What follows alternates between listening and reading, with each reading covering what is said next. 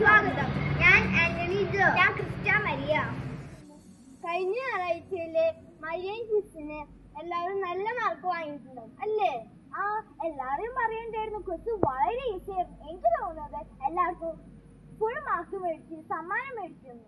കഴിഞ്ഞ ഞായറാഴ്ചയിലെ വലിയ വിശേഷം എന്തായിരുന്നെന്ന് നിങ്ങൾക്ക് അറിയണ്ടേ? വിശുദ്ധ അന്തോണീസിന്റെ 829 ജന്മദിനവും ചാരിറ്റി തിരുനാളും ഒരു ഉത്സവം പോലെയായിരുന്നു. എത്ര വിശ്വാസികളാണ് പള്ളിയിൽ വന്നത്? എല്ലാ ചൊവ്വാഴ്ചയും ലത്തീൻ പള്ളിയുടെ പരിസരം വിശ്വാസികളാൽ നിറഞ്ഞു നിൽക്കും. ശരിക്കും പറഞ്ഞാൽ നമ്മുടെ പള്ളി തൃശ്ശൂരത്തെ ഒരു കൊച്ചു പാതുവ തന്നെയാണ്. യോഷ്യസിനെ നമുക്ക് വികാരിയച്ഛനെ കിട്ടിയത് തന്നെ വലിയ അനുഗ്രഹം തന്നെയാണ്. അച്ഛൻ വന്നതിന് ശേഷമാണ് അന്തോണീസ് പുണ്യാളന്റെ ജന്മദിനം ഒരു ജന്മദിനമായി തന്നെ ആഘോഷിക്കാൻ തുടങ്ങിയത്. വിശുദ്ധ അന്തോണീസ് പുണ്യാളന്റെ ജന്മദിന സമ്മാനമായി 3 ആശുപത്രികൾക്ക് 10 ലക്ഷം ഡയാലിസിസ് ഫണ്ടായി നൽകി. അന്നേ ദിവസത്തെ വിശുദ്ധ കുർബാനയുടെ കാർമ്മികൻ monsignor Rocky Robin കാർത്തിയായിരുന്നു.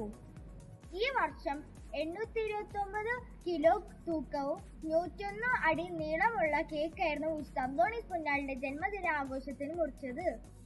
Sampaloor saint Francis Xavier ദേവാലയം. കോട്ടപ്പുറം രൂപത അതിർത്തിയിലുള്ള സമ്പാളൂരിനും ചരിത്രത്തിന്റെ കേന്ദ്ര സ്ഥാനമുണ്ട്. വിശുദ്ധ ഫ്രാൻസിസ് സേവ്യറിന്റെ പുണ്യപാദങ്ങൾ പതിഞ്ഞ മണ്ണാണിത്. കൊടുങ്ങല്ലൂരും കൊച്ചിയുമെല്ലാം ഡച്ചുകാരുടെ ആധിപത്യത്തിലാക്കുകയും പോർച്ചുഗീസുകാർ നിഷ്കാസിതരാവുകയും ചെയ്തപ്പോൾ മിഷണറിമാർ പ്രേക്ഷിത പ്രവർത്തനത്തിനായി ഉൾനാടുകളിലേക്ക് നീങ്ങി. അതായിരുന്നു സമ്പാളൂരിന്റെ ചരിത്ര പ്രാധാന്യത്തിന്റെ തുടക്കം. ഈശോസഭ വൈദികർ 1662 സെന്റ് പോൾസ് ആശ്രമവും സെന്റ് പോൾസ് സെമിനാരിയും സ്ഥാപിച്ചു. ആയതിനാൽ അമ്പലക്കാട്ടെ ഈ പ്രദേശം സെന്റ് പോൾസ് ഊർ അഥവാ സെന്റ് പാവൂൾ ഊർ എന്നായി. ഇത് ലോപിച്ച് സമ്പാളൂരായി. വിശുദ്ധ ഫ്രാൻസിസ് സേവ്യർ 3 തവണ ഇവിടെ സന്ദർശിച്ചിട്ടുണ്ട്. വിശുദ്ധ ജോൺ ഡി ബ്രിട്ടോയും റവറൻ ഫാദർ ജോസഫ് കോൺസ്റ്റന്റ് ബസ്കിയും പുത്തൻപാനയുടെ രചയിതാവായ അർണോസ് പാതിരിയും ഇവിടത്തെ സെമിനാരിയിൽ വിദ്യാർത്ഥികളായിരുന്നു. അദ്ദേഹം തിരുപ്പട്ടദാനം സ്വീകരിച്ചത് ഈ സെമിനാരിയിൽ വെച്ചായിരുന്നു.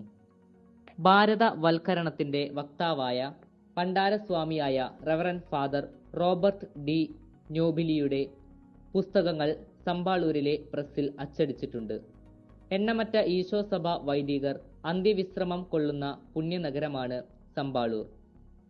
ലോകോത്തര നിലവാരമുള്ള ലൈബ്രറിയും ഭാഷാ പഠന സ്കൂളും ഒരു വലിയ ആരോഗ്യ കേന്ദ്രവും സമ്പാളൂരിൽ ഉണ്ടായിരുന്നു എന്ന ചരിത്ര സത്യം പഠന വിഷയമാക്കേണ്ടതാണ്.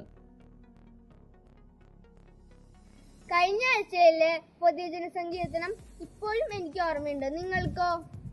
കർത്താവ് എത്ര നല്ലവന് രുചിച്ചറിയുവിൻ, എന്തൊരു ഹൃദയസ്പർശിയാണ്. നാളത്തെ സുവിശേഷം വിശുദ്ധ യോഹന്നാൻ എഴുതിയ സുവിശേഷം 6-ാം അധ്യായം 51 മുതൽ 58 വരെയുള്ള വാക്യങ്ങളാണ്. ഈ സുവിശേഷ ഭാഗത്തിൽ പറയുന്നത് വിശുദ്ധ കുർബാനയെ കുറിച്ചാണ്. നാളത്തെ പ്രതിവചന സങ്കീർത്തനം നിങ്ങൾ ഉറക്കെ പറയുന്നേ കഴിഞ്ഞ ആഴ്ചത്തെ അതേ പ്രതിവചന സങ്കീർത്തനാണ്. കർത്താവ് എത്ര നല്ലവനെന്ന് രുചിച്ചറിയുവിൻ. അപ്പോൾ ഇനി അപ്ഡേറ്റ്സ് അടുത്ത ആഴ്ച.